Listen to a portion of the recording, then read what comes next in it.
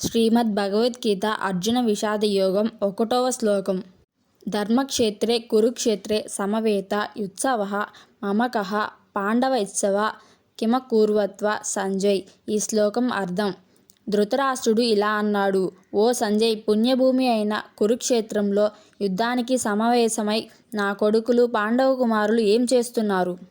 రాజు ధృతరాష్ట్రుడు పుట్టుకతో అంధుడిగా ఉండటమే కాకుండా ఆధ్యాత్మిక జ్ఞానం కూడా కోల్పోయాడు. తన స్వంత కుమారులతో ఉన్న అనుబంధం అతని దుర్మార్గం నుండి తప్పించుకునేలా చేసింది మరియు పాండవుల న్యాయమైన రాజ్యాన్ని ఆక్రమించుకుంది.